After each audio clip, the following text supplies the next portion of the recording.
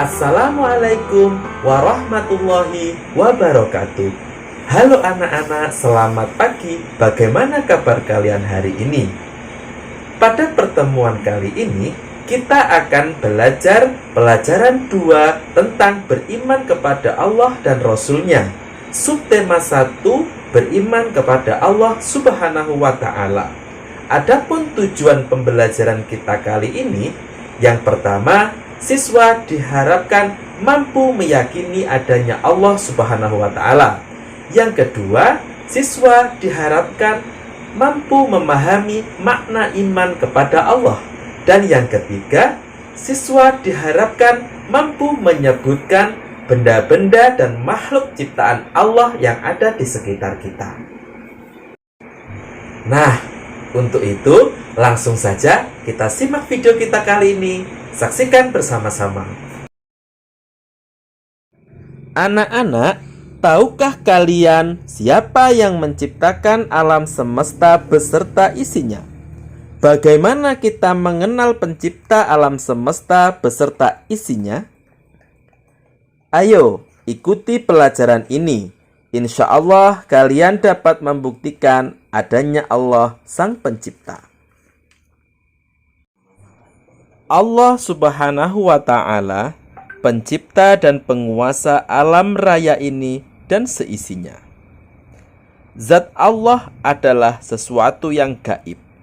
Akal pikiran kita tidak akan mungkin dapat memikirkannya. Oleh sebab itu, mengenai adanya Allah, kita harus yakin dengan apa yang dijelaskan Allah melalui firman-firman-Nya dan bukti-bukti adanya alam semesta beserta isinya. Akal pikiran kita dapat digunakan untuk memikirkan dan merenungkan semua ciptaan Allah dengan didukung oleh keterangan ayat-ayat Al-Quran dan sunnah-sunnah Rasul-Nya, sehingga keimanan kita terhadap Allah akan bertambah dalam hidup dan kehidupan manusia. Lalu, bagaimana kita akan mengenal Allah? Kita dapat mengenal Allah melalui kejadian alam semesta, melalui Al-Quran, dan melalui nama-nama Allah yang baik atau Asmaul Husna. Seorang Muslim harus memahami makna iman kepada Allah. Apakah arti dari iman? Iman adalah percaya. Iman kepada Allah berarti percaya kepada Allah dengan sungguh-sungguh, dengan cara dibenarkan dengan hatinya, lalu diucapkan dengan lisannya, dan selalu berusaha untuk berperilaku terpuji dalam kehidupan sehari-hari. Apakah anak-anak pernah memperhatikan mengapa alam bisa seindah ini? Adanya alam semesta, termasuk bumi yang kita huni sekarang ini, adalah bukti adanya Allah.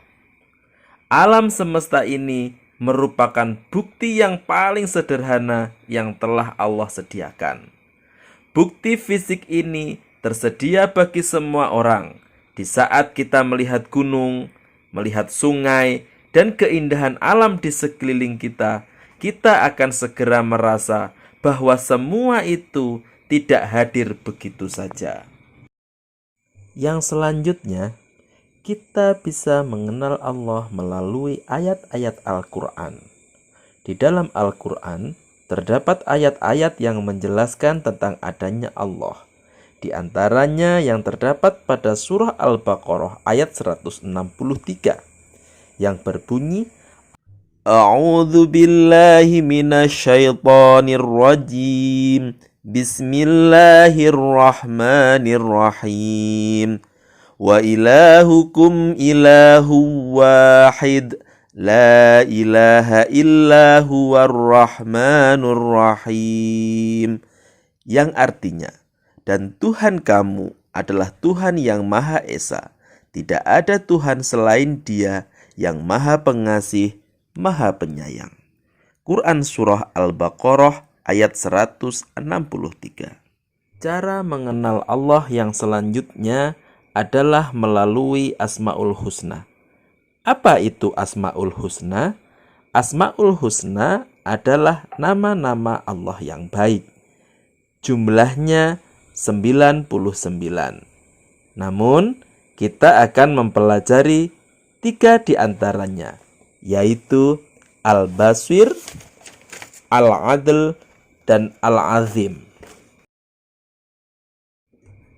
Al-Basir. Al-Basir artinya maha melihat. Seorang anak yang menyontek jawaban teman ketika ujian, meskipun temannya tidak tahu, namun Allah maha mengetahuinya. Karena Allah mempunyai sifat Al-Basir yang artinya maha melihat. Allah mampu melihat segala sesuatu, baik yang nampak maupun tidak nampak, baik yang besar maupun yang kecil, baik yang tersembunyi maupun yang tidak tersembunyi. Cara meneladani sifat Al-Basir. Seorang mukmin yang meneladani sifat Al-Basir hendaknya menyadari bahwa mata yang telah diberikan Allah harus dijaga dan digunakan dengan sebaik-baiknya. Berhati-hatilah ketika berbuat, karena Allah Subhanahu wa Ta'ala melihat apa yang kita kerjakan, baik yang disembunyikan atau yang kita lakukan dengan terang-terangan. Alangkah baiknya jika mata kita digunakan untuk selalu memperhatikan alam semesta sebagai bentuk rasa syukur dan tadabbur. Yang kedua yaitu Al-Adlu. Al-Adlu artinya maha adil. Allah adalah zat yang maha adil, yang menempatkan segala sesuatunya dengan tepat. Keadilan Allah bersifat mutlak. Segala perbuatannya benar-benar bijaksana dan dilandasi oleh perhitungan yang sangat matang. Allah akan memberikan balasan kepada manusia sesuai dengan perbuatannya. Allah tidak akan pernah salah memberikan balasan. Allah tidak akan memberikan hukuman kepada orang-orang yang tidak bersalah. Meneladani sifat Al-Adlu. Seorang mukmin yang meneladani sifat Al-Adlu hendaknya belajar adil terhadap diri sendiri. Orang yang meneladani sifat ini selalu berbuat bijak dan adil dalam mengambil segala keputusan. Yang selanjutnya adalah Al-Azim. Al-Azim artinya maha agung. Luasnya lautan, langit, deburan ombak merupakan sebagian bukti dari keagungan Allah. Keagungan Allah bersifat mutlak, besar, tak terbatas, paling sempurna dan kekal.